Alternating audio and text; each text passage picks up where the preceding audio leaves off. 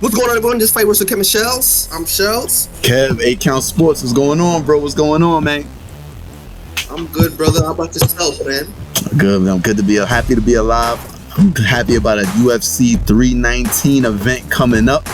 Whole bunch of news in the UFC world, bro. Before we get 319, which is a pay-per-view, let's talk about just the big overarching news right now that's going on in the MMA world. A big $7.7 billion deal between the UFC and Paramount. This new deal is going to allow all UFC content starting in 2026 to be featured on the Paramount streaming service. And whoever's a member on that service who subscribe to it, like $8 a month, you're going to get access to all pay-per-views, all fight night events. Like, bro, this is the end of pay-per-view. Until further notice, this is the end of pay-per-view, bro. Think about this, man. Bro, this is a big deal. I remember we talked about this before, and I was saying, man, if they drop pay-per-view prices, I was just talking about the fight game in general. If they stop pay-per-view, dropped it to $20, I'm like, bro, that's a meal. You know how much that would eliminate a lot of piracy. I'm like, $20, you telling people you don't have to go through all what you have to go through to get an illegal stream. They can just buy it straight up. I think a lot of with all that Paramount has to offer it brings forth a lot of good. I think they're gonna get a lot more consumers, a less call it thievery in regards to pay-per-view. Less piracy. Yeah, piracy. I think it's great. The UFC is continued development from Spike TV at one time to Fox, and now you have this $7.7 billion for 7 years, bro. What do you think?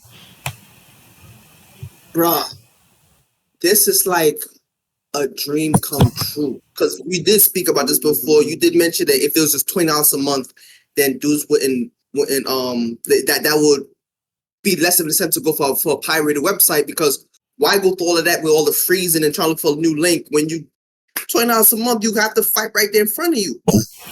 And this is $8 a month. Yeah. It may go up.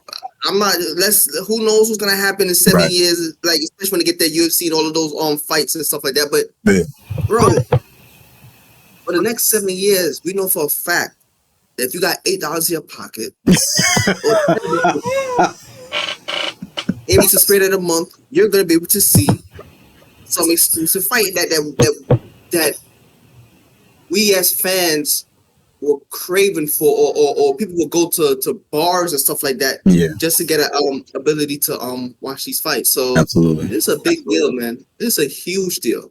This is a step closer to making UFC one of those core sports in the United States. Oh, man. Like the big three to me will. I'm pretty sure all this: baseball, football, basketball. Yeah. And listen, they're gonna be on the lawn of the White House next year too. So I mean, you telling me that's gonna be on Paramount? It's a big win for both. Even bigger. Part of the deal is that they will have at least 4 of those pay-per-view events is gonna be also placed on CBS, the network station. Wow. So you can imagine. I'm pretty sure the White House card is gonna be one of those cards that's gonna put on CBS, bro. Yeah. You crazy, man? Yeah, that's gonna be crazy. So yeah, man, like this has put fighting sports, combat sports in a whole nother plateau. So it's very exciting. Very exciting. It most definitely is, but to any positive news, you're gonna have some naysayers, some detractors. That brings us to Jake Paul. $7.7 billion. What's the first topic that's gonna come up? Fighters pay, Shells. Fighters pay. If anything that the UFC has been under scrutiny in regards to, it is fighters pay. What do you feel about Jake Paul calling the UFC out in that $7.7 billion? Do you see fighters pay going up? Do you see? Here's the crazy part.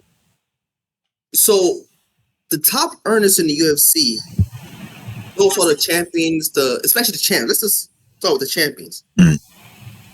One of the benefits of being a champ in the UFC, as it stands right now, is you get a piece of that pay-per-view card. Right. But not just normal pay-per-view. What are you going to get a piece of? How they're going to determine what's your worth to the UFC? The one thing about pay-per-view is the proof is in the pudding. Numbers don't lie. If you are that big of a star, then this much numbers should, like, one example, Sean O'Malley. Yeah. Well, is a big star, but that didn't translate in pay-per-view buys. Like, that's, to me, that's the ultimate denominator. But now in this new world where he'll probably still get a whole lot of traction on social media, how would it then determine the eye views on the streaming service? Well, maybe it might benefit him, someone like him, because there isn't that $80 paywall anymore. Right. So maybe social media would be the way that the UFC would judge who are the major stars. Possibly. Now I'm thinking about it. No, Yeah. okay. No. I mean, I'm assuming it's the 7.7 is what the UFC's cut of it. So, and Paramount will probably get the upside of the pay-per-view and everything else. So it's an interesting dynamic. I don't. It's a great question. It's a great question. I think the numbers, yeah, like you'll be able to see which event generates the most, and that's what you would go by. And I guess sales and the gate sales and which pay-per-views generate the most. I think you'd probably go by the same formula. There's no pay-per-views though. That's the thing. Well, to the what happened? Say it again. There's starting 2026 because of this deal, there'd be no more pay-per-views. But you would go by ratings, right? If your shows, you have Nielsen ratings, all kinds of things. You still would find out how much the show did. You can still find that out by viewership. It would come in. It would be by viewership. Really. Remember, they got the money in advance. But here's the thing, though. Here's the crazy thing. This reminds me of the music industry, where before streaming services like Spotify and YouTube and all these things like that, you got paid based off album sales. Right. When the streaming service came into view, the payment was like, I heard it's like 1,000. Like after 1,000 streams, you got like a penny. Like that money didn't really go to the artist anymore. The artists make a lot of money off of touring.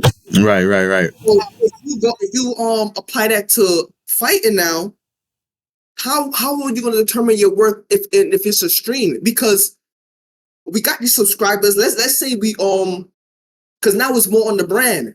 Everyone is subscribing to Paramount because of the UFC itself, not because of John Jones, not because of any of the particular big stars. So once they get the subscribers, they're not going to care anymore because that's what the Paramount is doing the deal for. Sales. I think it probably makes it worse for the fighters. I'm gonna wrap it up just like this. You asked how would they determine the sales and who gets what. The way they've always determined it, Shells. Dana White and the UFC. Case closed. UFC 319. Who you got? Sir. Who you got? We got a biggie. We got Duplessis versus Khamzat Chimaev, man. This is like you always say, with the immovable force meets the it's an unstoppable object. When the unstoppable force is an unmovable object. There you go. I feel like that's what this is. Yeah. Now this is like one of the biggest cards, one of the biggest fight that UFC could have made. Yeah. Hamzat versus Duplessis, and it's actually happening. Both of them are undefeated. So someone's got to walk out with that OB taken away from them. Mm-hmm. We finally get to see if Khamzat is who we all thought he was. There's been a lot of hype. This could end the hype train of Khamzat. People would say this is a hype train if he doesn't win this. Right. A championship match though? Huh? Well, the reason why I say that is because that's the whole point of your career, to become a champ. Yeah. So if you don't become the champ, you fall short of what we thought you were. Oh, when you say I'm here to smash everybody, it can't be no actual smash everybody except for the champ. No, bro, you're supposed to be the champ. So we're gonna see. This is it. This is what everything has been boiling up to. We're finally here with Khamzat. We're here now. And Duplessis, he's just that guy. Duplessis to me is that guy that he's like a villain, but he should be the people's hero in regards to championship bouts because he says all the right things. He says, I'm not here for the money. I'm not here for the fame. I'm here for the glory. Put me in front of anybody. All I care is about is winning. The fans should love it, but the fans hate because he's always fighting the fan favorite. Adesanya, Plessis, Whitaker. He's fighting these guys who are beloved by the fans, and he's low key like Topuria. Okay. He's low key. It's just that he's he's low key. He's very crazy with the mouthpiece. Yeah. Like he's very crazy with the mouthpiece. This is a big fight, bro. This is a big fight. I'm excited about it, bro. What about you? What are your thoughts? I'm excited about it too, man. I think, like you said, the hype train. I can't even say it's hype train. It's hype because he's beat quality opponents to get to this point. Yeah. So we're talking about Gilbert Burns when Gilbert Burns was legible. We're talking about all legit. We're talking about he beat Robert Whitaker and the manner in which he beat Robert Whitaker. Even the Usman fight, that's still a big name despite the circumstances of the 11 days notice or what have you. So he's on his way to the spot. It's really hard to say. I'm gonna give you my prediction first, and I'm gonna ask yours. I'm gonna come straight out with it. I'm gonna go with. It's a tough one. But I'm gonna go with Du Plessis only because he has I've said this a million times with him. It's the first time I've seen him. He has a way of whatever it is you don't do well, you will find yourself doing it. He will have you. Adesanya, you haven't seen people take Adesanya down. Guess what? Adesanya's gonna be on the floor more than you ever seen him. Sean Strickland, or like whatever it is. The one thing I will say, I haven't seen him in the ring with this level of a wrestler. So it'll be interesting to see where that goes. But Shells, I see what's gonna happen in this fight. I haven't seen Hamzat pass 3 rounds. So you know what I think is gonna happen, Shells? I got Du Plessis stopping him in the 4th. Late 4th stoppage, Du Plessis, bro. That's what I got. I'm gonna go with Du Plessis as well. His style is so awkward, bro. Like you said, it's like he brings the worst out of his opponent. And I think the reason why he brings the worst out of his opponent is because when your style is standard and you're able to practice against someone who has a standard style, you already have expectations of how you're supposed to do it, what he's supposed to do, and how you're supposed to come back that. Right. But when there's no rhyme or reason to what he's doing, to why he's doing it, and you've never seen this before, that's why I think people rely on their words, because when all their good tools, when you run out all your good tools, that's when you start digging at the bottom for all the stuff that you never wanted. Right. All of that rusty stuff, it comes out the blue, and you try to. All the things you knew you wasn't good at 12, you start trying to do it, see if you can work this time. And that's what happens. I actually see him win on his feet. You know who would be a good tell? Hamza never went past 3 rounds, you're right. Let's see how long Hamza could keep Du Plessis on the floor. If he can't keep him on the floor for long, stop it is over. You gotta stop him. He gotta stop it. If Du Plessis survives that first rush, that first round, it's really round 1. Shells is round 1.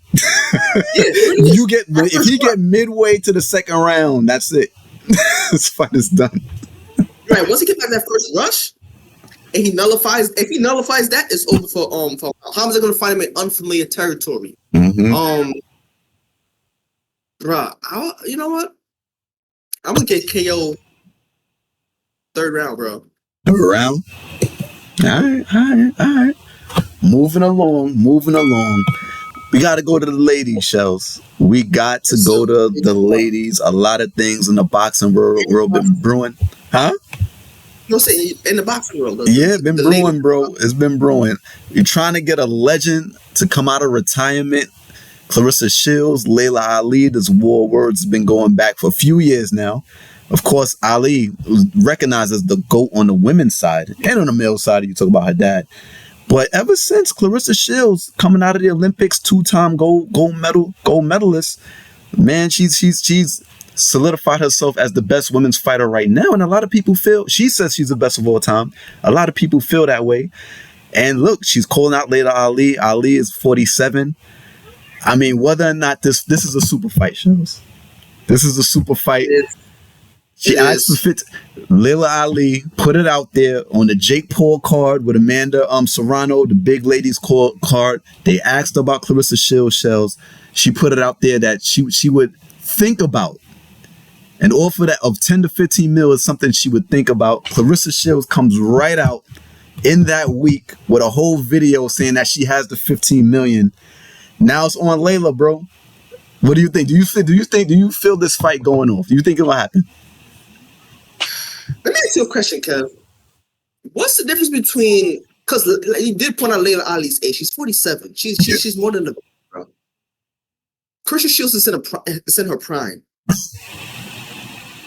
What's the difference between this and Layla Ali versus Shields and Tyson versus Jake Paul? That's a good question. That's a great question. I mean, Layla isn't 60. Okay. And Clarissa Shields is the best women's fighter in the world. Where Jake Paul, we're accepting him just being a boxer, a good boxer. I think we're somewhere there. So it's basically a clash of the era, but the person from the last era has the opportunity. I mean, Shells, if Layla Ali were to win this fight, that would be like Ali. It would be similar, it would be similar to George Foreman beating Michael Moore. The only difference is Michael Moore, even though he was the world champion, he wasn't really. He wasn't the best fighter at the time. He had a belt.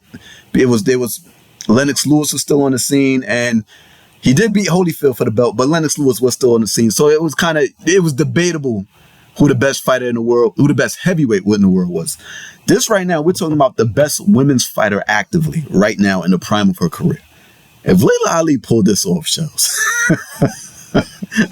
like the backup question would be like, what would be the biggest story? Like the choke job, Clarissa Shields, or Layla Ali's greatness? That would be the question.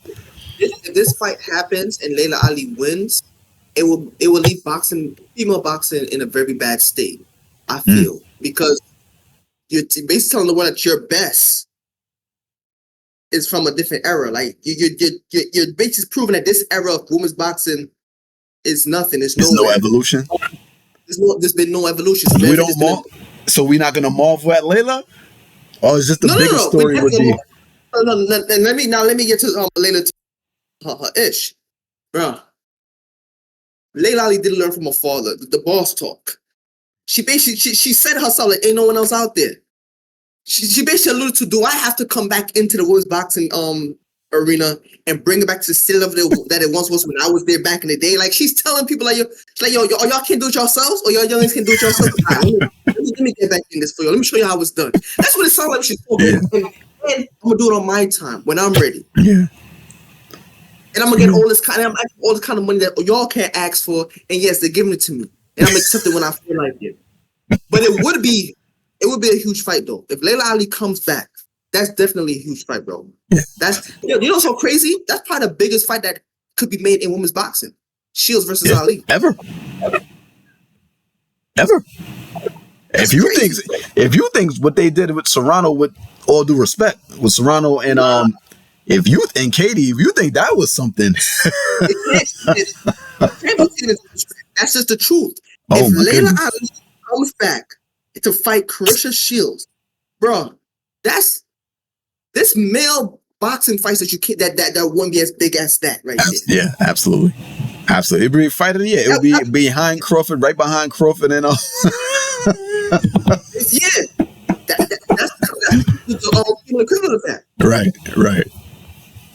That's the female equivalent of that. Like, if Ali decides to come back, I definitely watch it. I just had to. It just because of the generational gap. It just you just gotta ask yourself, where's the evolution in female boxing? Then you gotta go that far back to make that big of a fight. You know what I'm saying? Yeah, no, that's a fair question. That's definitely a fair question.